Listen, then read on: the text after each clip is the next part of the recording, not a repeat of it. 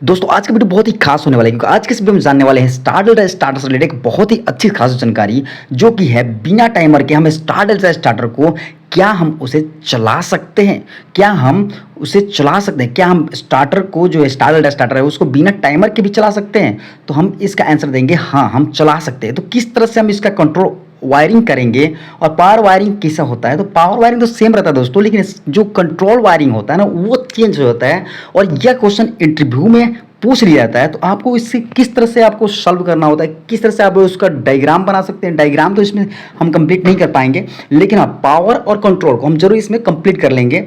जैसे कि power wiring simple होता है दोस्तों, आपको यहाँ पर जो RYB 3 फेज एक न्यूट्रल हम ले लेते हैं यहाँ पर MCB जो 4 पोल का है, वहाँ से हम MCB से जो 4 पोल का MCB है वहाँ से हम आउट करते हैं। जो हमारे पास स्टार, मेन स्टार और डेल्टा का जो कंडक्टर है, जो पहला हमारा मेन का है, दूसरा डेल्टा का है और तीसरा स्टार के लिए हमने कंडक्टर ले रखा है और एक ओवरऑल डिले इसमें लगा हुआ है। और जो मोटर का जो कनेक्टर होता है उसको हमने यहाँ पर शो कर दिया है। RYB में से हमारा सबसे पहले R फेज निकला और जो L1 है ना, तीनों के दोनों के L1 पे जो हमारा स्टार मेन का है और डेल्टा का है उसके L1 पे जाकर जुड़ जाएगा। इस तरह से जो Y फेज निकलेगा L2 पे दोनों के जाकर के जुड़ जाएगा, मतलब मेन के और डेल्टा के कंडक्टर के जो A2 है उस पर कंबाइंड हो जाएगा, जुड़ जाएगा। और जो B फेज है वो भी ब्लू फेज वो जा करके हमारा L3 जो टर्मिनल है कंडक्टर के एक साइड के उस पे जा करके दोनों L3 पे कनेक्ट हो जाएगा। जैसे कि यहाँ पर कनेक्ट हो रहा है वो आपको कनेक्ट कर देना होता है। ये हमारा स्टार डेल्टा और स्टार्टर का पावर वायरिंग हम समझ रहे हैं इसमें। तो ये इस तरह से आपको जोड़ लेना है। तो यहाँ पर ऊपर के टर्मिनल का जो RYB का फेज का कनेक्शन है वो यहाँ पर कंप्लीट हो गया। अब आपको बता दूं जो हमारा स्टार का है ना, स्टार का जो कंडक्टर है उसके ऊपर के तीनों टर्मिनल को क्या करना होता है, शॉर्ट कर देना होता है। तो हम यहाँ पर क्या कर देंगे, इसको शॉर्ट करेंगे, क्योंकि यहाँ पर जो अपना स्टार में होता है ना, स्टार के ऊपर के तीनों टर्मिनल को क्या करना होता है, एक तार से शॉर्ट कर देना होता है। तो हम इसको क्या कर देते हैं, शॉर्ट कर देते हैं। और जो हमारा जो मोटर के टर्मिनल है उसके कनेक्शन के लिए जो RYB एक साइड जुड़ेगा और RYB एक साइड जुड़ेगा, तो वो कैसे जुड़ेगा, तो जो स्टार का हमारा और जो डेल्टा का है उसमें से जो हमारा T1 है ना वो आकर के कनेक्ट हो जाएगा एक साइड पर।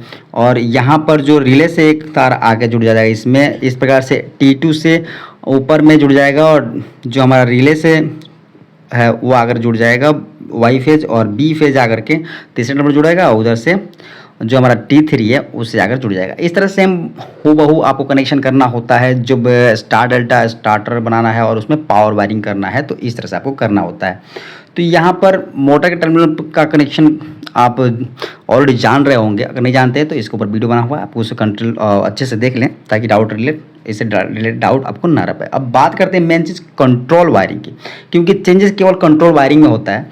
तो यहाँ पर हम जो सबसे पहले न्यूट्रल उठाएंगे, अगर स्ट्रिप है तो स्ट्रिप से होकर जाएगा, नहीं तो हम डायरेक्ट न्यूट्रल उठाएंगे और उसको हम जो हमारा A2 टर्मिनल है ना उस पर तीनों कंडक्टर के A2 टर्मिनल पर कनेक्ट कर देंगे।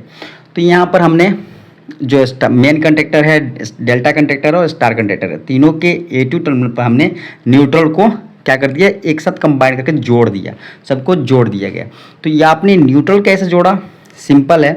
जब न्यूट्रल हट कंप्लीट हो गया तो आप फेज लेंगे और फेज उठाएंगे, MCB से इन कराएंगे, आउट करा करके जो हमारा ओवरलोड डिले है उसके 95 पे कनेक्ट करेंगे। 95 पे कनेक्ट होने के बाद आपका 95 के बाद 96 से क्या होगा, ये जो हमारा फेज है वो आउट होगा और जो NC पुश बटन होगा वहाँ पे जाएगा और NC से आउट होगा, NO में जाएगा, NO से आउट होकर के डायरेक्ट हमारा जो डेल्टा का NC है उसमें जाएगा, जो अपना 72 है 71 से आउट होगा और डायरेक्ट चला जाएगा जो स्टार का A1 टर्मिनल पे, वहाँ पर कनेक्ट हो जाएगा। तो आपने यहाँ पर क्या कर लिया कि स्टार कंडक्टर का कनेक्शन आपने कंप्लीट कर लिया। अब स्टार ऑन होगा तो उसी वक्त क्या हो जाना चाहिए, हमारा मेन ऑन होना चाहिए। तो इसके लिए हम जो NO पुश बटन है उसके इनपुट से एक तार लेंगे और उसको हम क्या करेंगे, जो अपना स्टार का कंडक्टर है उसके A1 NO जो पॉइंट है जो 84 नंबर है उस पर ले जाएंगे और 83 से आउट करेंगे और उसको ले जाकर डायरेक्ट जो हमारा कंडक्टर है मेन का उसके A1 टर्मिनल पर कनेक्ट कर देंगे। तो अब हमारा क्या हुआ, जैसे ही जो स्टार कंडक्टर ऑन होगा उसके साथ मेन भी कंडक्टर ऑन हो जाएगा, पुश बटन दबाएंगे तो। अब इसके लिए होल्डिंग चाहिए ताकि अगर स्टार ऑफ हो जाए, बंद हो जाए, तो हमारा फिर भी मेन ऑन रहे। तो उसके लिए हम क्या करेंगे, जो NC पुश बटन है उसके आउटपुट से चाहे NO के इनपुट से हम एक तार लेंगे, यहाँ पर NC के आउटपुट से एक तार लेंगे और उसको ले जा करके हम क्या कर देंगे, जो हमारा मेन कंडक्टर है उसके NO पॉइंट जो 54 है उस पर कनेक्ट कर देंगे और 53 से आउट करके उसको ले जा करके A1 टर्मिनल पर कनेक्ट कर देंगे। तो इस तरह से होल्डिंग कंप्लीट हो जाता है। जैसे हम पुश बटन दबाएंगे तो स्टार ऑन होगा और उसके बाद मेन ऑन हो जाएगा।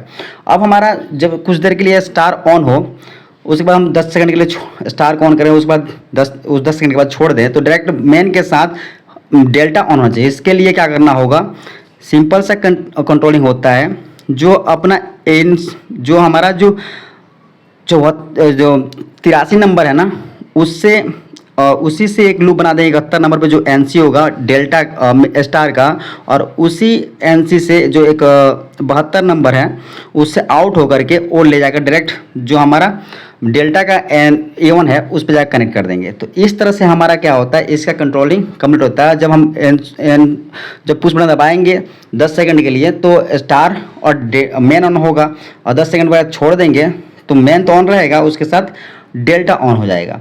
तो इस तरह से अगर आपके पास पुश बटन टाइमर ना हो तो आप उसको कंट्रोल कर सकते हैं। उम्मीद करता हूं कि ये वीडियो आपको समझ में आया होगा। मिलते हैं नेक्स्ट वीडियो में, तब तक take care. Thanks for watching this video.